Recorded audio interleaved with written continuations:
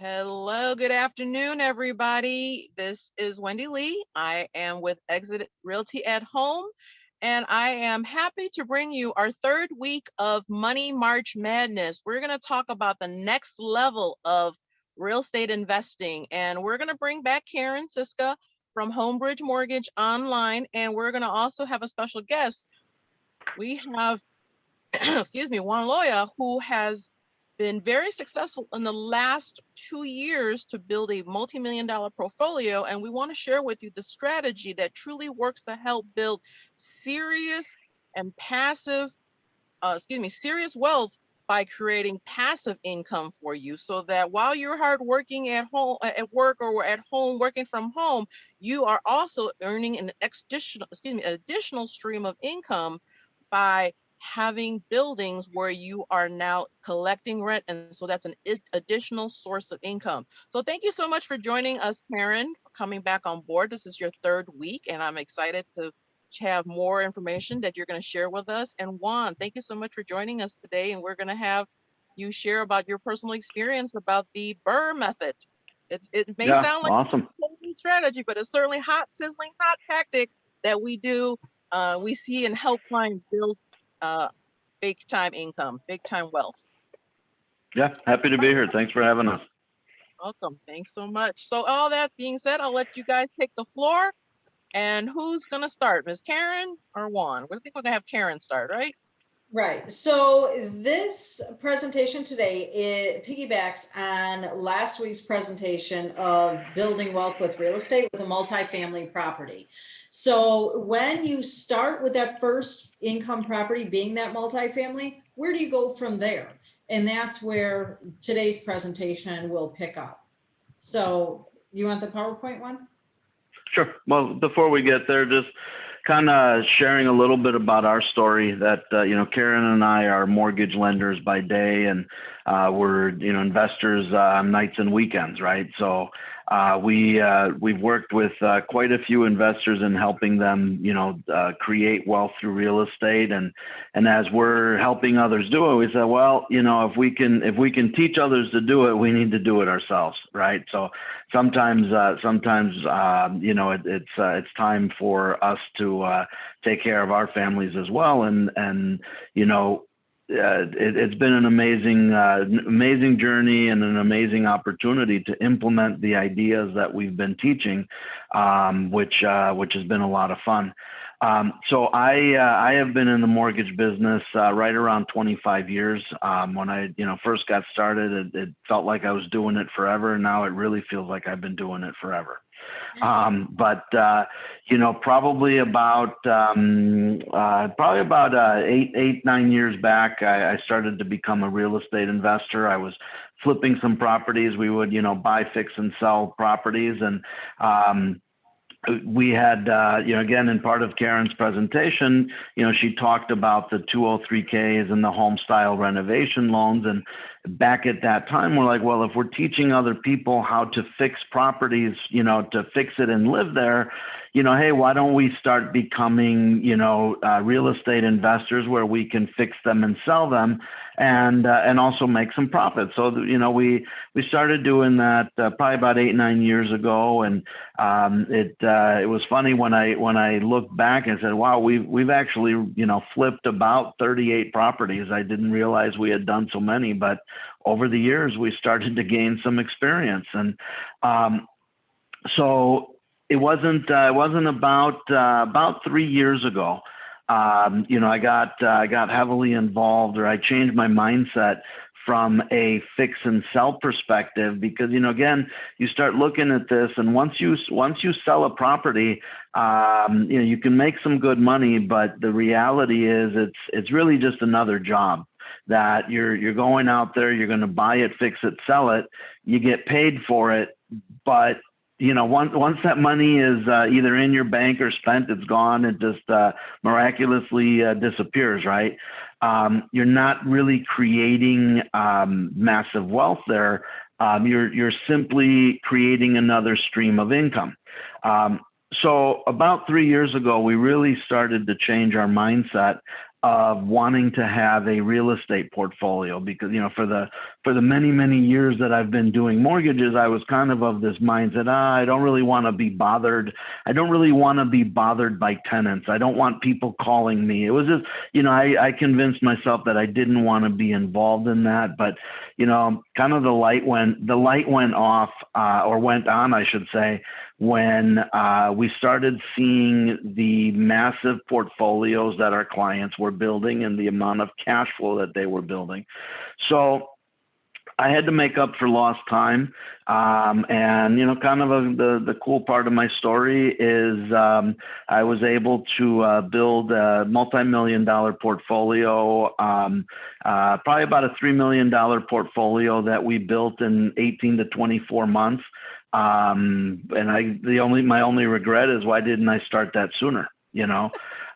So that's We're all guilty of it, right? We're guilty of it. we're all guilty of it. So we can make up for lost time, right? But it's right now the value of the portfolio, and I was just thinking, we have somewhere around 20 doors, and and again, we don't look at it just as properties, but how many doors, how many people get up every day to go to work so that they can earn a paycheck and come and pay off my properties, right?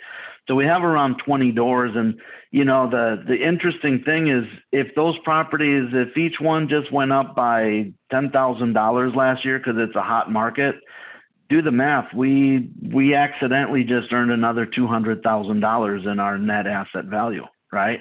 And I would venture to say that 10 grand last year was probably a low number, right? So if you could imagine a way to create, hey, why not, if they went up 20 grand each, all of a sudden our net asset value is another $400,000, and that happened by accident while we're sleeping. It's like, okay, that's not a bad way to roll here. So anyways, that's where the story starts. And part of this was, we have to look at this strategy from a perspective of, listen, I'm not Rockefeller. I make a good living, but I'm not sitting on, piles of cash that I can just go out and purchase properties at will, right? So the whole game to this is being able to go purchase a property. So we want to go buy it, renovate it, rent it, and refinance it and get our capital back, right? So because the strategy here is, as you referred to it, is the BRRRR method, right? Buy, renovate, rent, and rehab, and then rinse and repeat. So however, if you really want to get chilly, BRRRR, right? So that, and the cool part is, if this is done properly, with a very limited amount of capital, we're able to acquire it and fix it. Once the property is rented, because of what we know from the lending perspective, we know that we can get our money back out of it and we can go do it again, right? There is the ability. Hey, listen, there are some people who don't have the time to go out and look for great deals, but they do have the income or they do have the assets. They just want to go buy some properties, and that method works well also, right? That, hey, listen, if you're a high income earner and you can go around and put 25% down on 10 properties, hey, you could build this pretty quickly, right? You don't have to worry about fixing it. But for those of us like me that, we're trying to stretch our resources the most possible, what we want to do is relaunch our capital after every project. Does that make sense? Yes. Right. So Karen, let's go ahead and get started with the presentation, and then we'll come back and answer any questions. This might get a little, launch the presentation. There you go. So this might get a little bit techie, but the good news is our loan team is very well versed in helping clients kind of structure their portfolios so that we can make this happen. But we're going to start with, what Karen already talked about was house hacking. If somebody is new to real estate investing, a great first-time acquisition is to purchase a multi-unit building. Basically, live in one unit, rent out the others, and your cost of living is reasonably low, and you can really start to stack. One of the keys to all of this is really setting the foundation first. If if you go out, you're making decent money, but you go out and purchase your first property, you stretch to go buy the first house, and you stretch ratios, and you use all of your capital to go buy that big, beautiful house. Good for you, but it's going to be very difficult for you to stack other properties on top of that foundation. That makes sense? So one of the things is we want to get our qualifying in line. If we can set the foundation properly, every new property that we add to the portfolio actually improves your credit profile. Okay, so let's talk about the different ways to finance investment properties. Is residential lending. That's what Karen and I do for a living. Is your traditional loans, your Fannie, Freddie, FHA, your VA loans, your USDA loans, any properties where you are going to live in the home. That's where we specialize. That's your residential financing. So there are programs within the Fannie Mae, Fannie Freddie that allow you to build a portfolio. There are some limitations to that, but that's a good. The thing is there's only so many properties that you can build through residential financing, and the great news is Karen loves all those guidelines, and she'll be happy to structure that. But that's one part. The next part would be portfolio financing, and portfolio financing are basically lenders who do loans, and they create their own guidelines. Okay, so when we do a loan, we're following agency guidelines, as I mentioned, Fannie, Freddie, FHA. They said they will purchase any loans that meet those guidelines. There are portfolio lenders who create their own guidelines, and they might have some more flexibility, or they might have some additional restrictions, but they go outside of Fannie Mae guidelines. They're still residential loans, but they are outside of Fannie Mae guidelines. Commercial financing and hard money are going to be very similar in flavor. And what they do is they're going to lend to a corporate structure, to like an LLC or an S corp.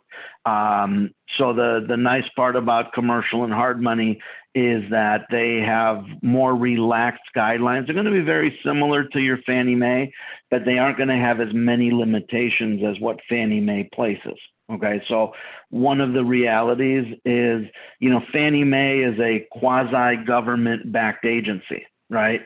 The government is looking for people to be homeowners, and they'll even help you build a small portfolio, typically, 6, 8, 10 properties in that portfolio. But once you grow beyond that, the government doesn't really have this great motivation to help you become this massive landlord, right? That's just not what they're set up for. That's where the commercial lending comes in, where they're not going to have the same limitations as Fannie Mae would. Okay. Private capital. A lot of these deals that we're going to put together, Wendy, you went sideways with your phone. There you go. Some of these deals that we put together are through private capital. And private capital, what does that refer to is that might be, mom, dad, brother, sister, your aunt, your uncle, family gatherings, people that you might talk to at Thanksgiving. If you've got a great deal and you say, hey, would you be interested in getting a good interest rate? That's private capital. Okay, but that's a relationship type loan.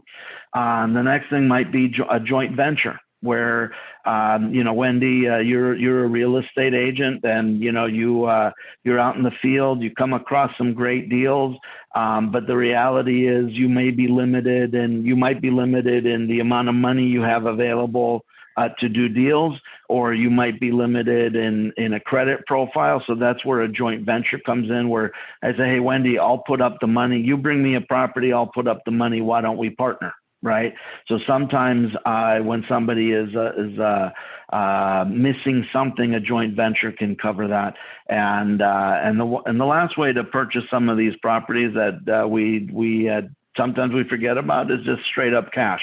Some people just like buying them cash, but I think part of this this is really about how to leverage our resource so that we can buy more than one property versus just one. Because you can't retire on. I wish I would. I wish I could, but I can't retire on one property. I need a few more than that, right? So Karen, let's continue. You're on So mute. of course, this says, just let me kind of segue here. Some of the questions that people may ask, and I know we want to leave Q&A, but just kind of as people who are watching, we've got a good number of people watching us right now, that we want to talk about a couple of questions that are asked, like, okay, we're in a height of the market. Is it still a good time to purchase property? And that answer will be yes, right? We can still find great deals in this marketplace, even though we're paying higher prices. But you are seeing a lot of investments or investors are out there doing properties, fixing them up and flipping it. I just marketed a brand new gut rehabbed property, 3 units in Chatham, and it's 679. But even at 679, there is definitely money to be made in this property from a back end and a front end. From a back end, that is from the perspective, hey, your tenants will pay your mortgage, and on the back end, you'll get equity. And then the equity you can do, this is all part of the BRRRR method. You can at least still repeat the process with another property. And I've had younger clients that have done this. I have one young lady, we'll bring her on board and online next time and talk more about it. Secondly, there was another question that I had as far as shoot, it literally went in one in one ear and out the other, right through my head, guys. So, but ultimately, I'll remember the question in a bit, but I'll let you go ahead and finish on with the presentation one. So we put together, this is kind of in bits and pieces because we can't get it all on the screen at once, but we put together an investment property analysis worksheet that anybody who wants a copy of this, basically all we need them to do is get financially qualified with Karen. You know, basically do an interview with Karen. Let's get you set up for financing, and then we're happy to share this analysis sheet with them. Karen, there's only a few fields that we need to fill in, and we'll go from there. So let's make some assumptions that in this particular example, we're talking about a 3-unit building. So let me Wendy, one thing. This method is the BRRRR method. We're looking for properties that need some work, right? Okay. We're not looking to, it doesn't have to be a tear down and rebuild the whole thing, but there has to be the opportunity to fix it up a little bit and create some added value for the BRRRR method to work. Yes, you're right. It's actually you're right. It definitely creates more value than even the method I mentioned earlier. There's no doubt about it. So thank you so much for the but I mean, there are investors that can buy that property. Listen, I've got doctors in my family that they, you know, if the cash flow is right, they'll put 25% down, and you know they're okay with that because they're busy making, you know, they're busy making money and they don't mind putting, you know, down payments around town. But this BRRRR method, so let's start assuming a 3-unit building, and we can purchase a property that's in need of some slight repairs. So let's just say 175, and we're making an assumption that we're going to put $70,000 into that property. Okay, between rehab and holding costs and the whole thing, it's we're buying it for 175. We're putting 70,000 into it. That would be 245,000 all in. Okay. Now, traditionally, lenders, they want to see you come in with a down payment. So in this example, we're going to put 20% down. Now there are ways to get around that, okay? So some of those creative financing options that I gave you, right? Between the private capital and joint ventures and some different things that you can come up with, we figure out a way to get that 20%, but let's assume $49,000 down. That would mean that we're borrowing $196,000 to buy and fix that property, right? Again, $49,000 initial investment. And then let's assume that, transactional costs between, hey, listen, all of these attorneys love to get paid, and the title companies and the appraisers and inspectors and survey. And yeah, I can go endless. Let's assume $15,000 in transactional costs. This project is going to be all in $260,000. Okay. So Karen, continue. So now a few assumptions, and this was probably done a year ago, a little bit more than that, and interest rates have actually come down from this number. But let's assume a 6% interest rate, and with an end loan balance, this is a little bit out of order, but an end loan balance of $262,500, that would give us a total monthly payment of principal and interest of $1,574. We're assuming $5,000 in real estate taxes, which is $417. We're assuming $200 a month in insurance, which would give us a total monthly PITI, principal interest taxes, and insurance of $2,190. Okay, Karen, continue. So here's the summary. Here is, if we bought it and fixed it for $260,000, we put 20% down. But once that property is complete, now we bought it, fixed it, rented it, and now we want to refinance, and we're going to call my friend Karen and say, hey, Karen, now that I fixed up and I rented this property, I'd like to refinance it. And she's going to say, great, let's take your loan application. Let's look at the property. But one of the very first things we need to do is we need to send an appraiser out to the property to determine what it's worth after it's been fixed. So we call that our after repair value, our ARV. And let's assume that the ARV on this property would be a $350,000 ARV. Okay. So ultimately, here's the trick. Is Karen, I called up my friend Karen, who's a mortgage lender, and I said, Karen, how much would you lend me on a property once it's fixed up? And Karen says, because you're a real good client and you're a special guy, and you know what you're doing, I'm going to lend you 75% of the after repair value. And I said, well, is that just for me, Karen? She goes, no, unfortunately, Fannie Mae said she'll do that for anybody, not just me, right? So after repair value $350, we can now borrow 75% of the $350, which is $262,500. So if we go back a couple of slides, remember that it's going to, that's okay, Karen, don't worry. Remember that it's going to cost us $260,000 all in to buy it, fix it, and everything, correct? Remember that, Wendy? Yep. Yes. Now that it's fixed, I can borrow $262,500. My all-in cost on this property is $260,000.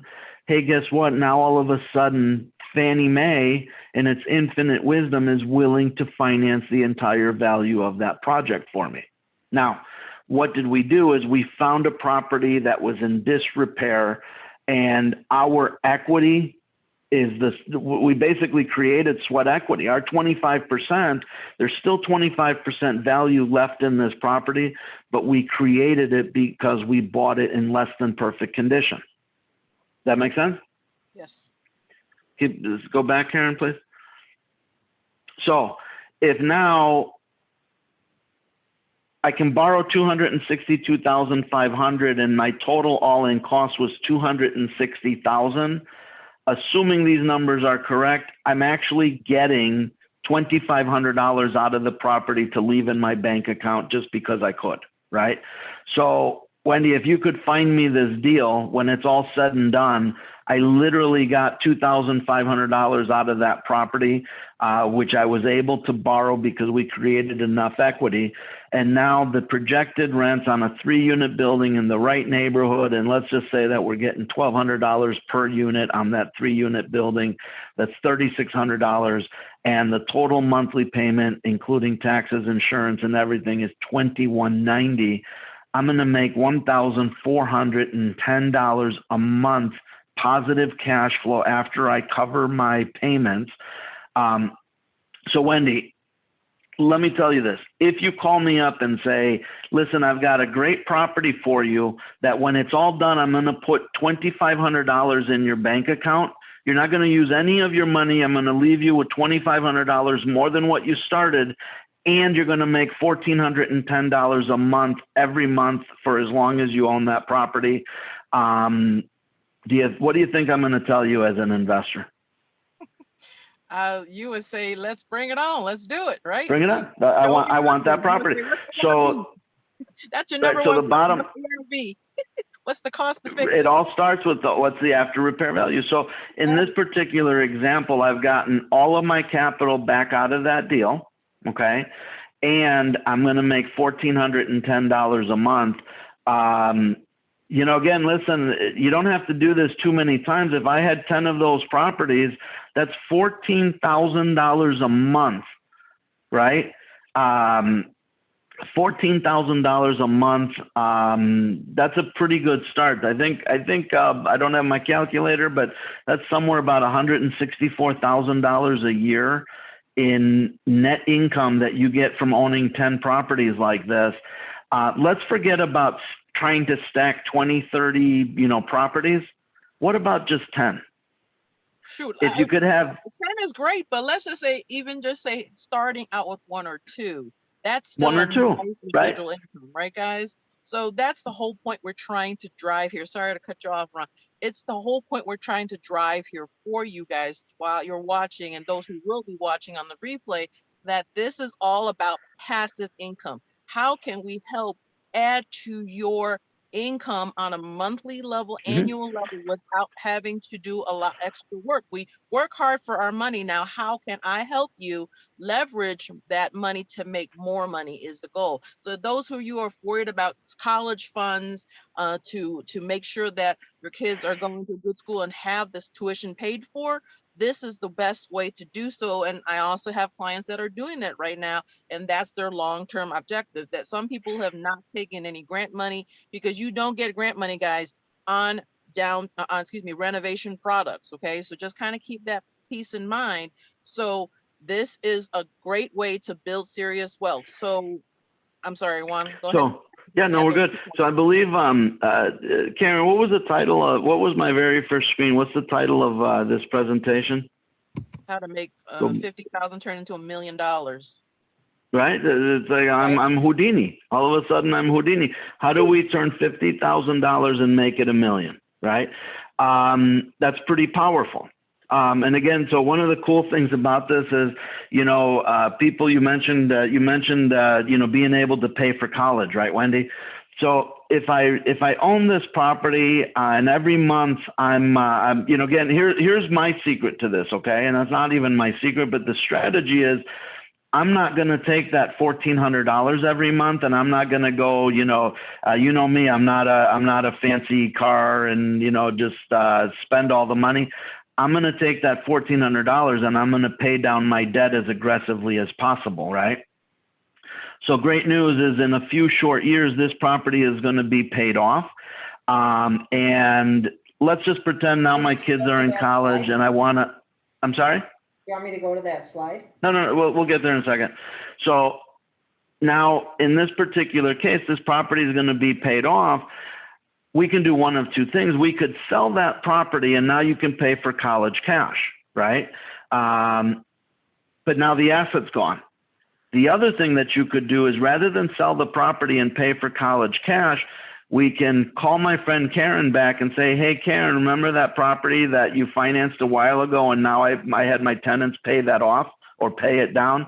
I need to refinance it again. I need to borrow money again, because now I'm going to pay for my kids' college and I want the tenants to pay the debt down again. So the same house that has been giving me $1,400 a month and paying itself off, now I can refinance it, get the money back, and have my tenants pay for college. That's kind of cool. And they're going to continue to pay that down. And now when my kids are done with college, they're going to go work for a few years. And I've been blessed with 2 daughters, but eventually I know my daughters are going to come to me and say, hey, Dad, I fell in love and I want to get married. And that wedding's not going to be cheap, And guess what I'm going to do is I'm going to go back to Karen and I say, hey, Karen, remember that property that helped pay for my kids' college? I need to refinance it again, but now I need to pay for the wedding. And guess who's going to pay for my kids' wedding? The tenants are going to pay that debt back down. Kind of cool, right? So by the way, and I'm not a tax advisor, and I'm not going to pretend that I am, but I did stay at a Holiday Inn Express. The cool part about that is when I borrow money from the property, that's not income. That's a loan against my property. So I don't have to pay income tax on that. Did that absorb? Key point, guys. Let that Right. marinate in your head. Tax. So, okay. So hopefully I'm hitting a couple strong points, but Karen, let's move forward. Again, this is just a summary, $5,000 a year in taxes. Okay, so here, slow down, sister. Go back one screen. So this is the whole thing. Is the goal is to create value-add transactions, purchase properties at a discount due to the property conditions, increase the property value through property renovations, take out a refinance up to 75% ARV after repair value, with the goal of recapitalizing all or most of the initial transaction, transaction investment. Rinse and repeat. We can borrow money, rinse and repeat, use the snowball effect.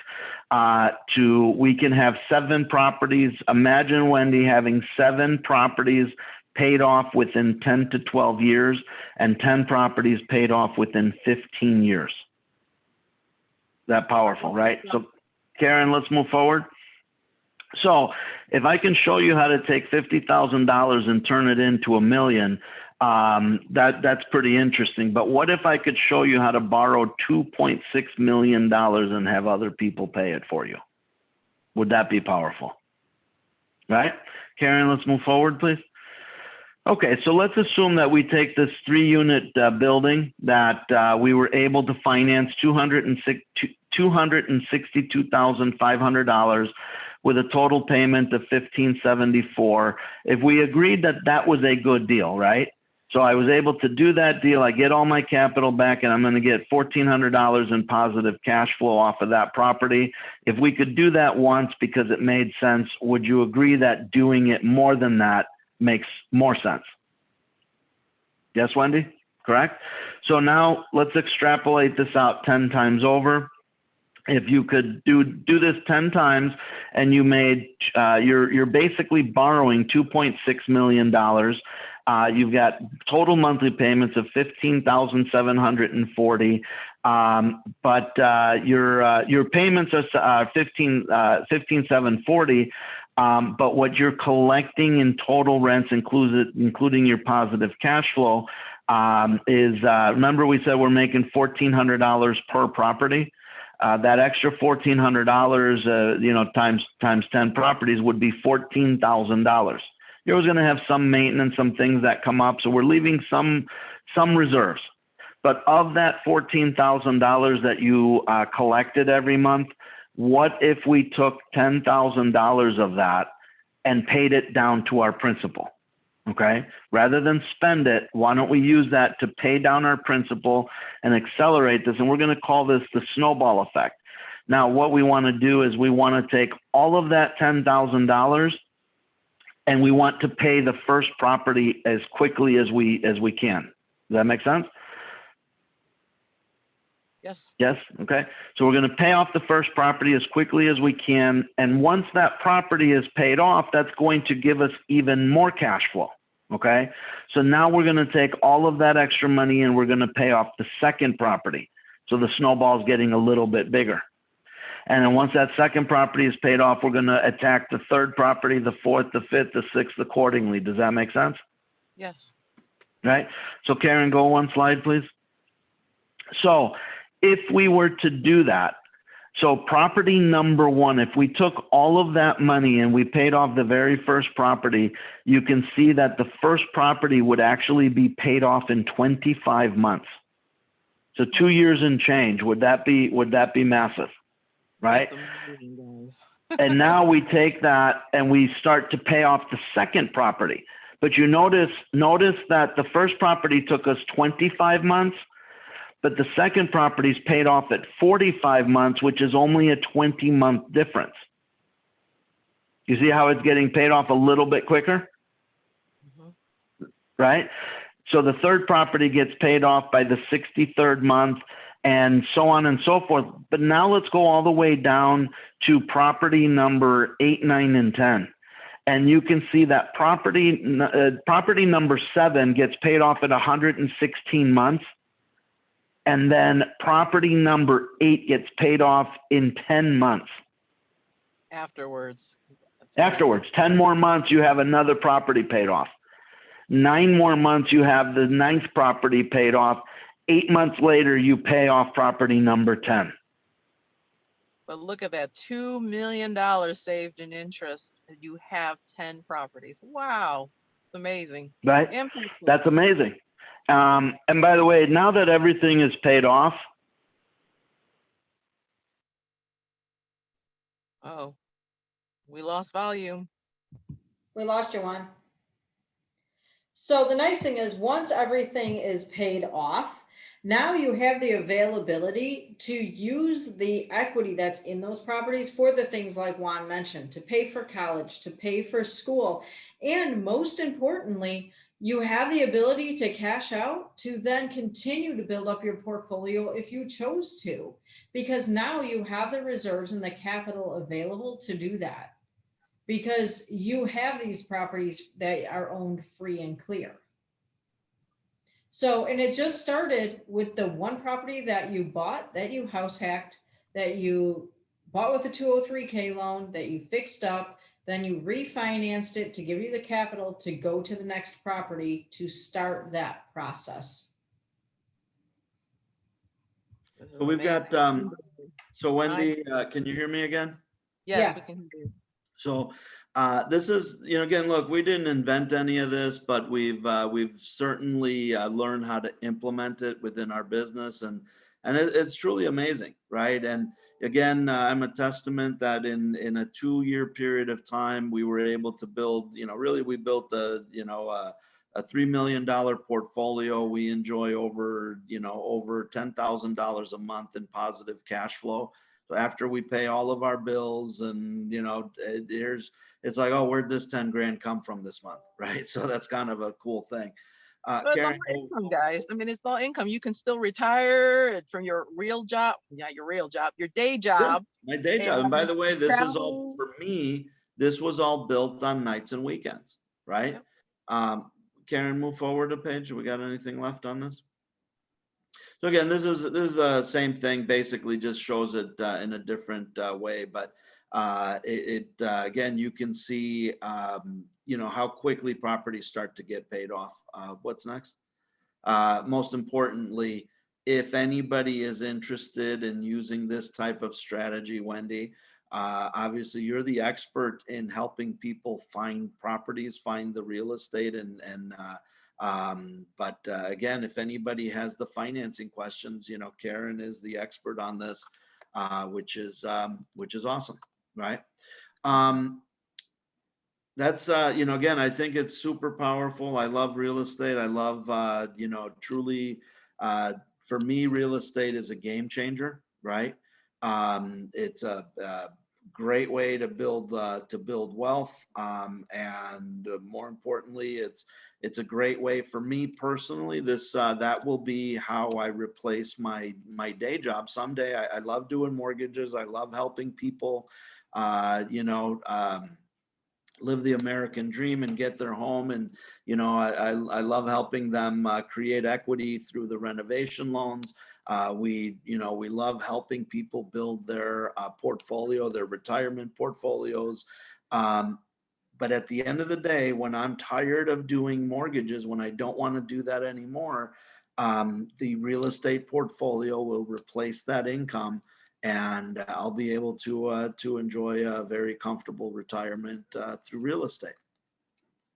With all of the people that are getting, we've hit a year impact with COVID, and it's interestingly that right now we're actually still dealing with people. Actually, I have two clients that's been pre-approved and that we're looking for a new home. One just texted me this morning, like, hey, I sent you some properties a couple days ago. You hadn't responded. Have you guys, decided, what's happening? What's going on? Is there anything I can help you with? And he sent the text message that unfortunately he got laid off, and he's a union worker. And, unfortunately, this has taken place. So what we're saying is that, if you had the the portfolio in place, at least if it's not 10, at least a good start, 2 3 properties, there's still, at least if we're talking at $1,400 a month times 3, you're still pulling in about what, $5,000 of income coming into, 50 1400 $4,000 $4,200 in income, $4,600 in income. That is still, that you can actually, that's income that you can live on, guys. So at And least at a minimum, help to leverage some level of investment portfolio, so that you can have a backup source of income in case you do unfortunately get laid off. And again, we're a year in, and now I had 2 people that have come to me and said they've gotten laid off due to this. So this is a great opportunity for you to build, continue to build from that point on, at least have some backup money, right, guys? Right, Juan? yeah, absolutely. And remember, if you set that foundation properly, right? If you went out and your very first property was that multi-unit and you lived within your means and again, if you keep your monthly operating cost as low as possible, you're running a business. All of a sudden your life becomes the business, right? If again, if you're managing your lifestyle so that the tenants are paying for it, do that for a couple of years. You purchase that first property as a multi-unit, you live in one, you rent out the other, and then you do it again and again and again. All of a sudden you have a nice little portfolio, and at that point, go buy whatever house you want with whatever amenities you want, because you've got the portfolio paying for it. Right. So anyways, that's truly, again, if you could script your life in such a way, that would be great. Right. But the reality is, sometimes, again, sometimes we get this information later. I mean, imagine if we would have known this, Wendy, when we first got into real estate, when we first got into mortgages, when we were young pups in this, it would be a much different game that we're playing today. Right. Sure. We can't Never go too back late. in time and fix it. We built our money on different avenues. We worked hard for our money, but at this point now we can certainly leverage the fruits of our hard work to leverage to go buy investment property, right? So it's never Yeah. too late, guys, is the whole point. We're later in our stage of our career, if you will, and we're still able to certainly still leverage the fruits of your hard work with the savings, and then start that seed will help start the whole portfolio of 10 20 30, however many properties you want. But it starts with one, guys. It's the whole point. It starts with one, and then that's going to help you catapult into others. You see about the success stories you see online, you can be that success story too as well, guys. It's the whole point of this presentation, that no dreams is unachievable. If you put your mind to it, it can certainly be achieved. Okay, guys? So thank you so much. For any other points that you and Karen or Juan want to bring to us and share? It starts with one. Start with where our series started with, and from there we will help you build it. Awesome. Yeah. All right. Don't look for reasons why you can't. There are many different ways that you can make this happen. But it's where there's a will, there's a way. If you Yeah. have a desire to become a homeowner, if you have a desire to become a realist, bless you, Karen, to become a real estate investor, the resources are out there. It's available. I won't get into too many stories, but truly, it's the bottom line is, if there's really 3 aspects to a deal. One is having a great deal, right? If you have a great deal, you can find the money. So one is a great deal. One is basically the money, and the other is the credit. So if you're missing one aspect of it, if you have a great deal, I promise you, if you have a great deal, you can find the money, or you can, find the credit, or you can find the down payment somewhere between private capital, joint ventures, commercial lending, residential lending. This whole thing is weaving a tapestry of, of financing. This is more, to me, it's a game of finance, which, hey, you know what? I figured out the rules and it works, right? But it's if you don't have a great deal, but if you have money and income and credit, well, then maybe the opportunity to partner with somebody who has a great deal. It's like, what are you missing? That's what you look for. And listen, Wendy, if I didn't have money to get started, I would look to you and say, hey, Wendy, what if we could joint venture on a project? And then, once I do a project with you, now all of a sudden I have money that I can go use that for a down payment on my second project. Or maybe I don't do it on one. I need to partner with Wendy for my first two deals. And then I can go do the third one on my own, because now I have experience and money and I figured out how to do deals. So excuses are just excuses. If there's a will, there's a way to make this happen. And I guess one of my great fortunes is I hang out with people like Wendy and Karen, who, they don't tell me that I can't. They, it almost becomes a race, because it's like, oh, I got to build faster than Karen does, because how is it that, Karen or Wendy are doing this better than I, so it's the rising tide raises all ships. So I like to hang out with real estate investors who have as many properties as I do, so that I want to go continue to create, so to me, that's just fun. All right. Thank you for your inspiring story. I certainly hope everyone has been inspired by this story who's watched this.